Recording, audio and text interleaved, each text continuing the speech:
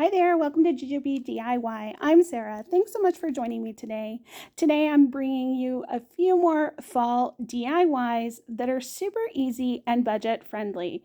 So let's get into today's DIYs. For our first DIY, we're going to use some of these pot separators or pot protectors that you can get at the Dollar Tree. And I'm going to use the smallest one for this part of the project. And what I'm doing here is just adding a little line of hot glue and gluing the two sides that are closest together. And actually, I kind of recommend not using the hot glue here. I found it more difficult for the next part of the project with the hot glue. So I would just skip the hot glue and go straight to the sewing part of the project. But if you want to use the hot glue, definitely feel free. So now we're going to use some of this embroidery floss. I have a whole bunch of embroidery floss in different colors. You can choose the colors you want and you can mix and match them. And we're just going to blanket stitch up each of these sides. So I'll just take a length of the embroidery floss and I'll put it on a needle, and then I will pull the needle from the inside out at the very bottom of the seam. And you can see there. And then I'm going to pick a side to go in on first. And that's going to be the side that I'm going to go through each time.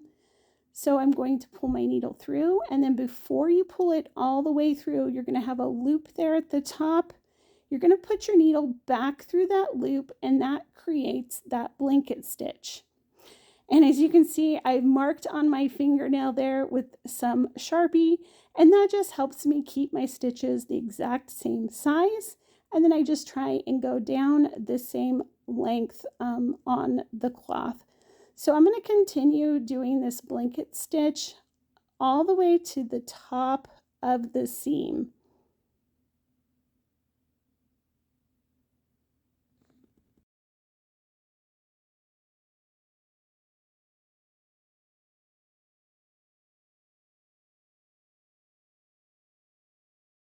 Once we get to the top, then we're going to just push our needle through the fabric, and then we're going to secure it with a knot. So I'm just going to find that last stitch on the inside, and I'll pull my needle through it, and before I pull it all the way through, I'll go back through and make that knot.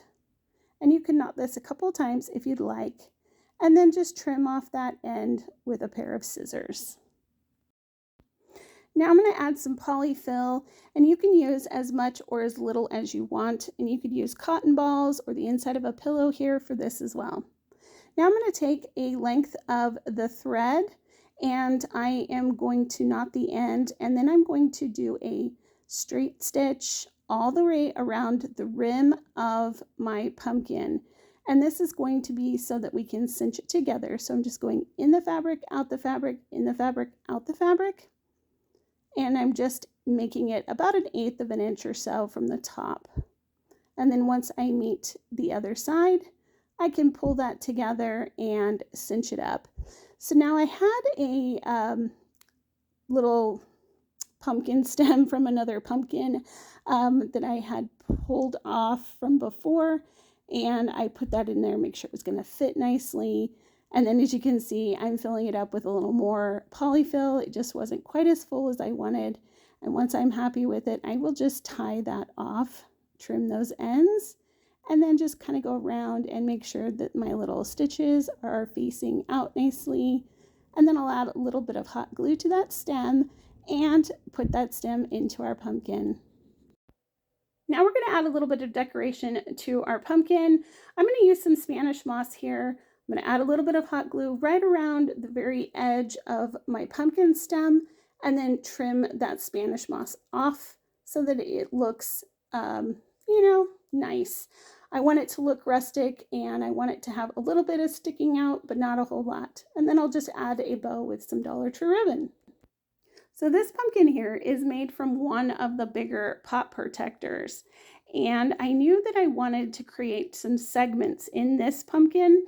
I felt like the smaller one was too little to do that with, But with the other two, I did want to create those segments. So I'm going to string up some of the embroidery floss, put a knot at the end, and then start through the bottom. And I'll pull that straight up through the middle of our pumpkin and then pull it tight. And then I will continue going back through the bottom and then up to the top and then pulling it in between our blanket stitches. And that's just going to give us those really cute little pumpkin segments that we love.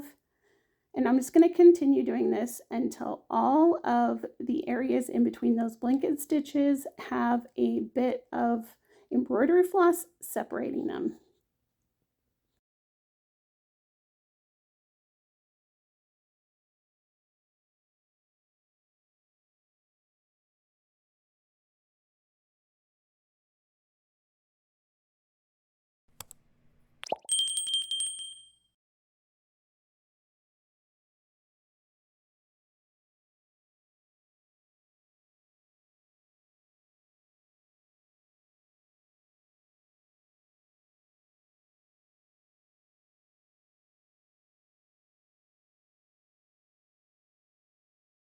And then you'll just tie it off when you're done, fluff up your pumpkins, decorate them how you like, and then they're ready for display. And look at how adorable these three little pumpkins turned out.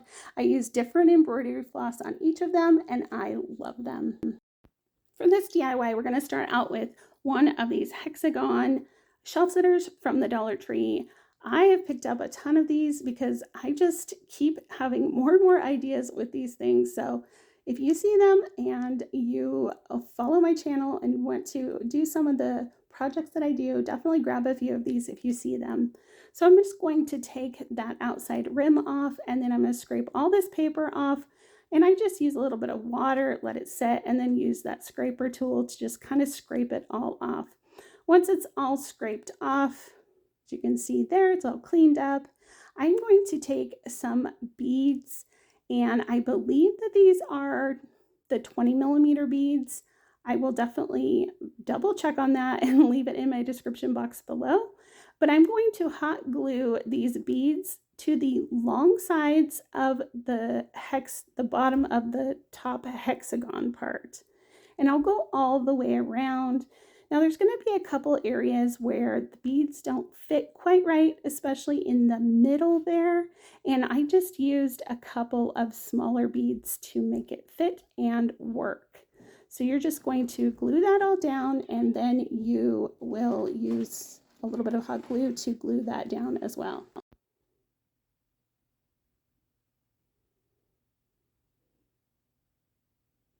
And then once it's all glued, I'm going to take it outside and I'm going to give it a few coats of spray paint in white.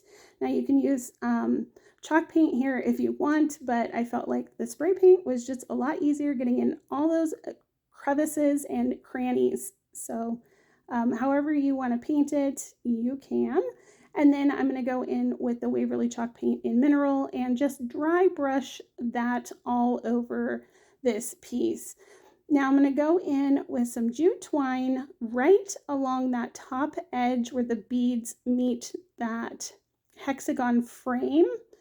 And I'm going to go all the way around, and I'll just secure with glue in those areas where it doesn't pull. So there's some places where you'll pull the string and you'll see where you don't really need glue all the way around. But if you want to glue it all the way around, you can. But I'm just gluing it in those places where I can't just pull it. And if you do this project, you'll understand what I'm talking about. So just go around. I'm going to go around twice on the top and then twice on the bottom. And look how cute and farmhouse rustic that looks. Now I'm going to go in with my lighter and just clean up all those fuzzies from the jute twine. I'm going to use one of these Woodwards from the Dollar Tree, and I am going to give it a coat of the Waverly Antique Wax with a baby wipe, and I just really love the way that looks, so that's why I chose to do that. Then once that's dry, I'm going to go in with my Posca paint pen, and I am going to add some dashes and dots all the way around. And I will leave the size of the paint pen in my description box. I can never remember exactly which one it is, so I always have to look it up and then I'll add it. And I know you guys usually have questions about that, and you'd think that I'd have that written down somewhere as an easy reference for myself, but I don't. So I have to look that up.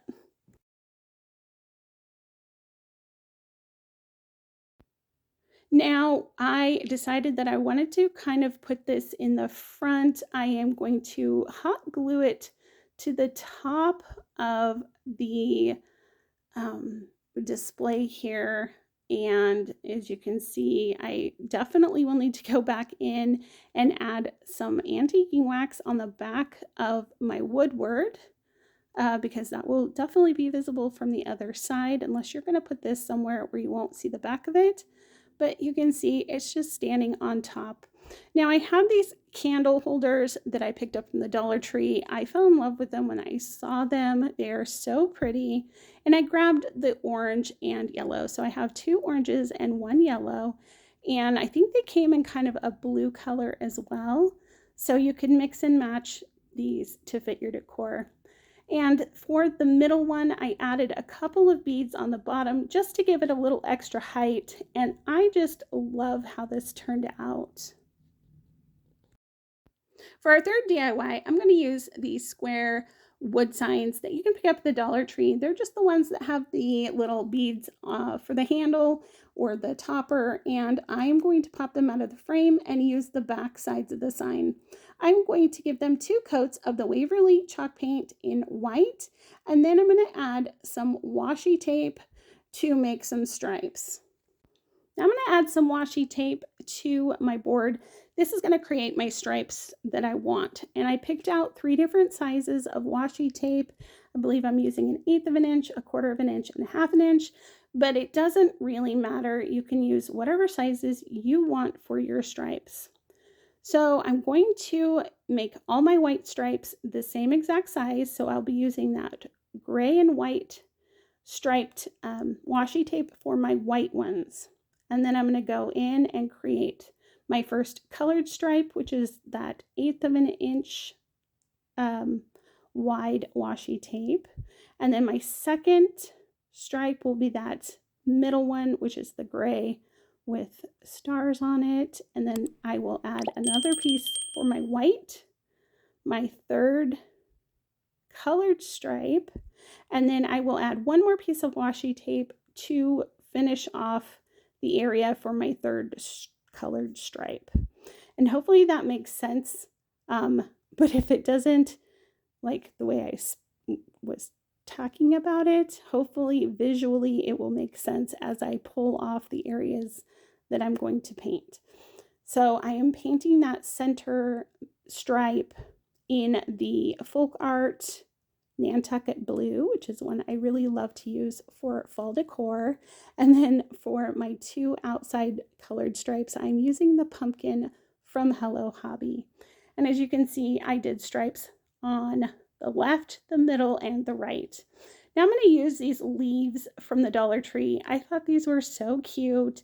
They came in 3 different styles, and I loved the kind of chalkboard look. And then, of course, those dashes around the outside were there that the Dollar Tree did. But if you guys have been watching my channel, you know I love that look. So it was perfect for me.